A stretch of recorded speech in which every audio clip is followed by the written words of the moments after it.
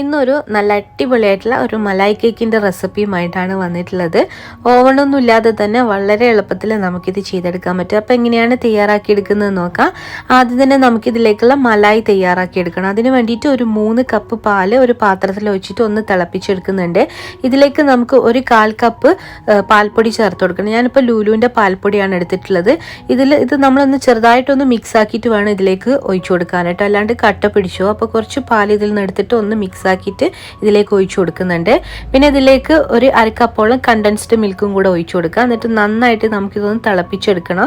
ചെറുതായിട്ട് ചെറിയ തീയിൽ വെച്ചിട്ട് ഒന്ന് കുറുക്കിയെടുക്കണം. ഇതിലേക്ക് ഒരു 1/4 ടീസ്പൂൺ ഏലക്കാപ്പൊടിയും ഒരു നുള്ള് കുങ്കുമപ്പൂവും കൂടെ ചേർത്ത് കൊടുക്കുന്നുണ്ട്. എന്നിട്ട് നന്നായിട്ട് മിക്സ് ആക്കിയിട്ട് ചെറിയ തീയിൽ വെച്ചിട്ട് ഇത് നന്നായിട്ട് ഒന്നും കൂടെ കുറുക്കിയെടുക്കുക. എന്നിട്ട് ഫ്ലെയിം ഓഫ് ചെയ്തിട്ട് ഒരു സൈഡിലേക്ക് മാറ്റി വെക്കാം.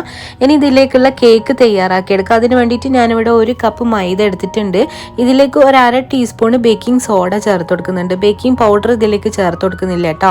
പിന്നെ ഒരു 1/2 കപ്പോളം പൊടിച്ച പഞ്ചസാര ചേർത്ത് കൊടുക്കാം. എന്നിട്ട് നന്നായിട്ട് ഇതൊന്ന് അരിച്ചെടുക്കാം. ഇനി ഇതിലേക്ക് ഒരു 1/3 കപ്പ് ഓയിൽ ഒഴിച്ചു കൊടുക്കാം കേട്ടോ. സൺഫ്ലവർ ഓയിലാണ് എടുത്തിട്ടുള്ളത്. സെയിം അളവിൽ തന്നെ തൈര് ഒഴിച്ചു കൊടുക്കുന്നുണ്ട്.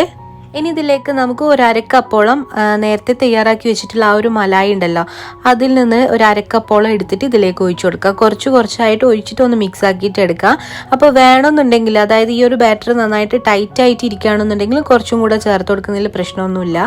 എന്നിട്ട് ഇത് നന്നായിട്ട് മിക്സ് ആക്കിയിട്ട് നമുക്കിതൊന്ന് ബേക്ക് ചെയ്തെടുക്കാം. അപ്പോൾ ഈ ഒരു ട്രേയിൽ കുറച്ച് പൊടിയൊന്ന് വിതറി കൊടുക്കട്ടെ. നമുക്ക് ബട്ടർ പേപ്പർ ഒന്നും വെച്ച് കൊടുക്കാൻ പറ്റില്ലല്ലോ, അപ്പോൾ അതുകൊണ്ട് പൊടിയൊന്ന് വിതറി കൊടുത്തിട്ടുണ്ട്. എന്നിട്ട് നമുക്കിതൊന്ന് ബേക്ക് ചെയ്തെടുക്കാം. അപ്പോൾ ഈ ഒരു പാത്രം ഒന്ന് ചെറുതായിട്ട് ചൂടാക്കിയിട്ട് വേണം നമ്മൾ ഇതിലേക്ക് വെച്ച് കൊടുക്കാൻ. ഒരു 45 മിനിറ്റ് കൊണ്ട് തന്നെ നമുക്കിത് ബേക്കായി കിട്ടും കേട്ടോ. അപ്പോൾ നല്ല അടിപൊളിയായിട്ട് ഇതാ റെഡിയായി വന്നിട്ടുണ്ട്. നമുക്ക് വേണമെന്നൊന്ന് കുത്തി നോക്കാം.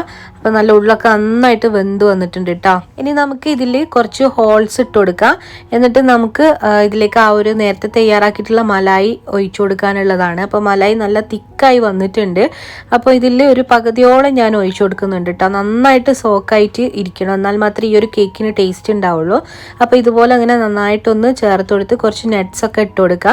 എന്നിട്ട് ഇത് നന്നായിട്ടൊന്ന് തണുപ്പിച്ചെടുക്കുക കേട്ടോ. ഒരു 4-5 മണിക്കൂർ നന്നായിട്ട് തണുപ്പിച്ചെടുത്തതിന് ശേഷം കഴിക്കാൻ നല്ല ടേസ്റ്റാണ്. അപ്പോൾ കഴിക്കുന്ന സമയത്ത് ഇതുപോലെ ഒരു പീസ് എടുത്തിട്ട് കുറച്ചും കൂടെ മലായി നമ്മൾ അതിൻ്റെ മുകളിലേക്ക് ഒഴിച്ചു കൊടുക്കണം കേട്ടോ. എന്നാൽ അത് കഴിക്കാൻ ഒന്നും കൂടെ ടേസ്റ്റ് ഉണ്ടാവുള്ളൂ. അപ്പോൾ ഈ ഒരു റെസിപ്പി തീർച്ചയായിട്ടും നിങ്ങൾക്ക് ഇഷ്ടമാവുമെന്ന് വിചാരിക്കുന്നു.